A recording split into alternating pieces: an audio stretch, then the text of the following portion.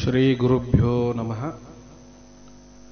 ಗುರುಬ್ರಹ್ಮ ಗುರುವಿಷ್ಣು ಗುರುದೇವೋ ಮಹೇಶ್ವರ ಗುರು ಸಾಕ್ಷಾತ್ ಪರಬ್ರಹ್ಮ ತಸ್ಮೈ ಶ್ರೀ ಗುರುವೇ ನಮಃ. ಪ್ರಭು ಶ್ರೀಕೃಷ್ಣನು ದೇಹವನ್ನು ತೊರೆದಾಗ ಅವರ ಅಂತಿಮ ಸಂಸ್ಕಾರ ಮಾಡಲಾಯಿತು. ಅವರ ಇಡೀ ದೇಹ ಪಂಚಭೂತಗಳಲ್ಲಿ ಬೆರೆತು ಹೋಯಿತು. ಆದರೆ ಅವರ ಹೃದಯವು ಸಾಮಾನ್ಯ ಮನುಷ್ಯನಂತೆ ಬಡಿಯುತ್ತಂತೆ ಮತ್ತು ಅವರ ಹೃದಯವು ಸಂಪೂರ್ಣವಾಗಿ ಸುರಕ್ಷಿತವಾಗಿತ್ತು ಮತ್ತು ಇಂದಿಗೂ ಅದು ಸುರಕ್ಷಿತವಾಗಿದೆ ಎಂಬ ಮಾಹಿತಿ ಪೂರಿ ಜಗನ್ನಾಥ ದೇವಾಲಯದಿಂದ ತಿಳಿದು ಬಂದಿರುತ್ತದೆ. ಈ ಜಗನ್ನಾಥ ದೇವರ ಪೂರಿಯಲ್ಲಿ ಮರದ ವಿಗ್ರಹದೊಳಗೆ ನೆಲೆಸಿದ್ದಾನೆ ಮತ್ತು ಅದೇ ರೀತಿಯಲ್ಲಿ ಅವರ ಹೃದಯ ಬಡಿತವನ್ನು ಸಹ ಇನ್ನೂ ಆದರೂ ಕೇಳಬಹುದು ಅಂತ ಹೇಳಿ ಕೆಲವೊಂದು ವಿಷಯಗಳು ಪುರಿ ಜಗನ್ನಾಥ ದೇವಾಲಯದಿಂದ ತಿಳಿದು ಬಂದಿರುತ್ತದೆ. ಈ ವಿಷಯ ಯಾರಿಗೂ ಅಷ್ಟಾಗಿ ತಿಳಿದಿಲ್ಲ. ಈ ಮಹಾಪ್ರಭುವಿನ ರಹಸ್ಯ ಏನು ಅಂತ ಹೇಳಿ ನಾವು ಭೇದಿಸ್ತಾ ಹೋದಾಗ, ಈ ಮಹಾಪ್ರಭುವಿನ ಆ ಮೂರ್ತಿಯನ್ನ ಚಿನ್ನದ ಪೊರಕೆಯಿಂದ ಸ್ವಚ್ಛ ಮಾಡಲಾಗುತ್ತೆ. ಮಹಾಪ್ರಭು ಜಗನ್ನಾಥನು ಅಂದರೆ ಶ್ರೀಕೃಷ್ಣನು ಕಲಿಯುಗದ ದೇವರು ಎಂದು ಸ್ವಲ್ಪ ಜನ ಕರೀತಾರೆ. ಜಗನ್ನಾಥ ಸ್ವಾಮಿಯು ತನ್ನ ಸಹೋದರಿ ಸುಭದ್ರ ಮತ್ತು ಸಹೋದರ ಬಲರಾಮನೊಂದಿಗೆ ಪೂರಿಯಲ್ಲಿ ನೆಲೆಸಿರುತ್ತಾನೆ. ಅಂದ್ರೆ ಅದು ಒರಿಸ್ಸಾದಲ್ಲಿ ಬರುತ್ತೆ. ಈ ರಹಸ್ಯ ಎಲ್ಲರಿಗೂ ಆದಷ್ಟು ಪೂರಿ ಜಗನ್ನಾಥ ಅಂತ ಹೇಳಿ ಪ್ರಸಿದ್ಧ. ಆದರೂ ಇನ್ನೂವರೆಗೂ ಶ್ರೀಕೃಷ್ಣ ನೆಲೆಸಿರುವುದು ಅಷ್ಟಾಗಿ ತಿಳಿದಿಲ್ಲ. ಪ್ರತಿ 12 ವರ್ಷಗಳಿಗೊಮ್ಮೆ ಮಹಾಪ್ರಭುವಿನ ವಿಗ್ರಹವನ್ನು ಬದಲಾಯಿಸಲಾಗುತ್ತೆ. ಆ ಸಮಯದಲ್ಲಿ ಇಡೀ ಪೂರಿ ನಗರದಲ್ಲಿ ಕತ್ತಲೆ ಇರುತ್ತದೆ. ಅಂದರೆ ಇಡೀ ನಗರದ ದೀಪಗಳನ್ನು ಸ್ವಿಚ್ ಆಫ್ ಮಾಡಲಾಗುತ್ತೆ. ದೀಪಗಳನ್ನು ಆಫ್ ಮಾಡಿದ ನಂತರ CRPF ಯೋಧರು ದೇವಾಲಯದ ಸಂಕೀರ್ಣವನ್ನು ಸುತ್ತುವರೆದಿರುತ್ತಾರೆ ಮತ್ತು ಆ ಸಮಯ ಯಾರನ್ನೂ ದೇವಸ್ಥಾನದ ಒಳಗೆ ಪ್ರವೇಶ ಮಾಡಲು ಬಿಡುವುದಿಲ್ಲ. ದೇವಾಲಯದ ಒಳಗೆ ದಟ್ಟವಾದ ಕತ್ತಲೆ ಇರುತ್ತದೆ. ಪೂಜಾರಿಯ ಕಣ್ಣುಗಳನ್ನು ಸಹ ಬಟ್ಟೆಯಿಂದ ಕಟ್ಟಲಾಗುತ್ತದೆ. ಪುರೋಹಿತರ ಕೈಯಲ್ಲಿ ಕೈಗವಸುಗಳಿರುತ್ತವೆ. ನಂತರ ಪೂಜಾರಿಯು ಹಳೆಯ ವಿಗ್ರಹದಿಂದ ಬ್ರಹ್ಮದ್ರವ್ಯವನ್ನು ತೆಗೆದು ಹೊಸ ವಿಗ್ರಹಕ್ಕೆ ಸುರಿಯುತ್ತಾರೆ ಎಂಬ ಪ್ರತೀತಿ. ಈ ಬ್ರಹ್ಮ ಪದಾರ್ಥ ಯಾವುದು ಎಂಬುದು ಇಲ್ಲಿಯವರೆಗೂ ಪೂಜಾರಿಯವರಿಗೂ ತಿಳಿದಿಲ್ಲ, ಅದು ಹೊರಗೂ ಯಾರಿಗೂ ತಿಳಿದಿಲ್ಲ. ಇಲ್ಲಿಯವರೆಗೂ ಯಾರೂ ಅದನ್ನು ನೋಡಿಯೂ ಕೂಡ ಇಲ್ಲ. ಸಾವಿರಾರು ವರ್ಷಗಳಿಂದ ಇದು ಒಂದು ವಿಗ್ರಹದಿಂದ ಇನ್ನೊಂದು ವಿಗ್ರಹಕ್ಕೆ ವರ್ಗಾವಣೆ ಆಗುತ್ತಾನೇ ಬಂದಿದೆ. ಇದು ಅಲೌಕಿಕ ವಸ್ತುವಾಗಿದೆ. ಇದನ್ನು ಸ್ಪರ್ಶಿಸಿದರೆ ವ್ಯಕ್ತಿಯ ದೇಹವು ಛಿದ್ರವಾಗುತ್ತದೆ ಅಂತ ಹೇಳಿ ಇದು ಪ್ರತೀತಿ ಇದೆ. ಈ ಬ್ರಹ್ಮ ಪದಾರ್ಥವು ಭಗವಾನ್ ಶ್ರೀಕೃಷ್ಣನಿಗೆ ಸಂಬಂಧಿಸಿದೆ. ಆದರೆ ಇದು ಏನು ಎಂಬುದು ಇನ್ನೂ ಯಾರಿಗೂ ತಿಳಿದಿಲ್ಲ. ಜಗನ್ನಾಥ ದೇವರು ಮತ್ತು ಇತರ ವಿಗ್ರಹಗಳನ್ನು ಅದೇ ವರ್ಷದಲ್ಲಿ ಬದಲಾಯಿಸಲಾಗುತ್ತದೆ. ಯಾವ ವರ್ಷದಲ್ಲಿ 2 ಆಷಾಢಗಳು ಬರುತ್ತವೆಯೋ ಈ ಅವಕಾಶವು 19 ವರ್ಷಗಳ ನಂತರ ಈಗ ಬಂದಿರುತ್ತದೆ. ಕೆಲವೊಮ್ಮೆ ಇದು 14 ವರ್ಷಗಳಲ್ಲಿಯೂ ಕೂಡ ಸಂಭವಿಸುವ ಸಾಧ್ಯತೆ ಇದೆ. ಈ ಸಂದರ್ಭವನ್ನು ನವ್ ಕಲ್ವರ್ ಎಂದು ಕರೆಯಲಾಗುತ್ತದೆ. ಆದರೆ ಮಹಾಪ್ರಭು ಜಗನ್ನಾಥನ ವಿಗ್ರಹದಲ್ಲಿ ಏನಿದೆ ಎಂದು ಹೇಳಲು ಇಲ್ಲಿಯವರೆಗೂ ಯಾವ ಅರ್ಚಕನಿಗೂ ಸಾಧ್ಯವಾಗಿಲ್ಲ. ಕೆಲವು ಪುರೋಹಿತರು ಹೇಳುತ್ತಾರೆ, ನಾವು ಅವನನ್ನು ಕೈಗೆ ಎತ್ತಿಕೊಂಡಾಗ ಅವನು ಮೊಲದಂತೆ ಜಿಗಿಯುತ್ತಿರುತ್ತಾನೆ. ನಮ್ಮ ಕೈಯಲ್ಲಿ ಗ್ಲೌಸ್ಗಳು ಮತ್ತು ಕಣ್ಣುಗಳನ್ನು ಬಟ್ಟೆಯಿಂದ ಕಟ್ಟಲಾಗಿರುತ್ತದೆ.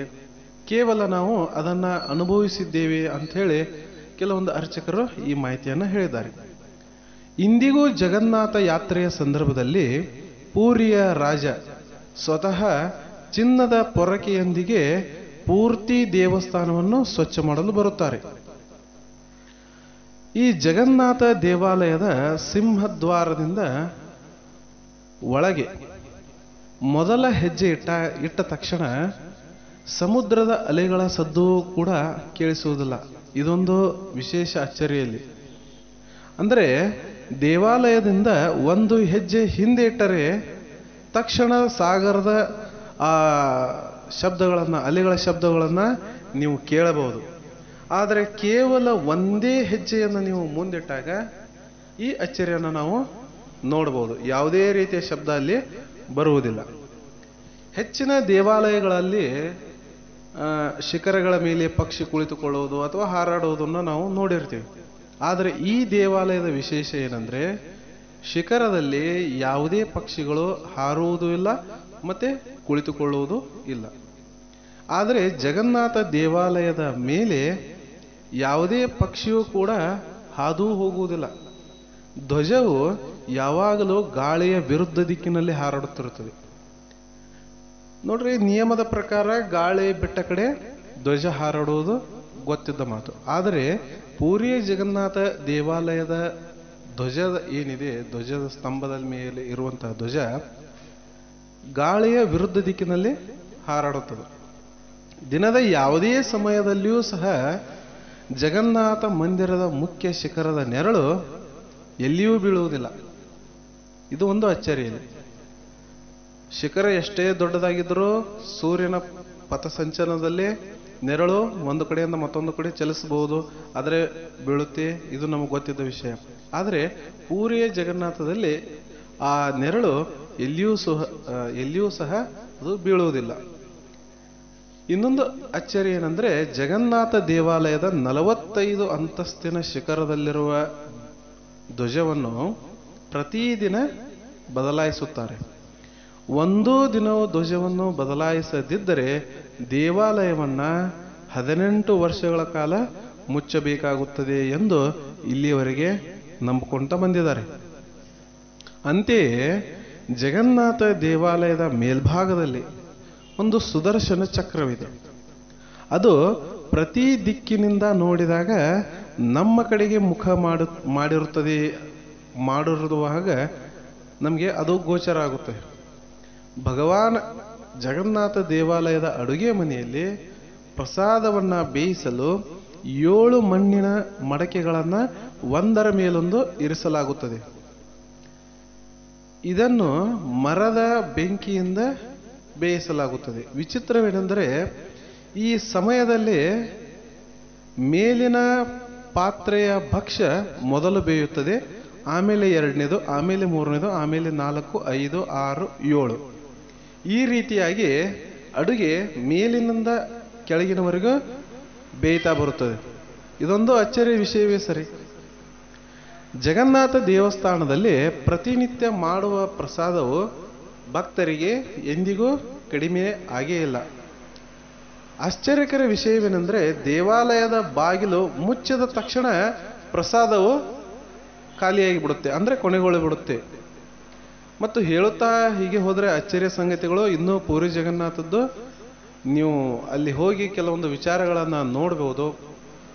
ಈ ಅದ್ಭುತವನ್ನು ನೀವು ಕಣ್ತುಂಬಿಕೋಬಹುದು. ಎಲ್ಲರೂ ದೇವರ ದರ್ಶನವನ್ನ ಮಾಡಿ ನೀವು ಪುನೀತರಾಗಬಹುದು. ಈ ವಿಷಯ ನಿಮಗೆ ಇಷ್ಟ ಆದರೆ ಲೈಕ್ ಮಾಡಿ, ಇಷ್ಟ ಆಗಲಿಲ್ಲ ಅಂದರೆ ಡಿಸ್ಲೈಕ್ ಮಾಡಿ. ನಿಮ್ಮ ಸ್ನೇಹಿತರಿಗೂ ಈ ಮಾಹಿತಿಯನ್ನು ಶೇರ್ ಮಾಡಿ. ಇನ್ನೂ ನಮ್ಮ ಚಾನಲ್ಗೆ ಸಬ್ಸ್ಕ್ರೈಬ್ ಆಗದೇ ಇರೋರು ಸಬ್ಸ್ಕ್ರೈಬ್ ಆಗಿ. ಇನ್ನೂ ಹೊಸ ಹೊಸ ವಿಚಾರಗಳನ್ನು ನಿಮಗೆ ನಾನು ಹೇಳ್ತಾ ಹೋಗ್ತೀನಿ. ನಮಸ್ಕಾರ.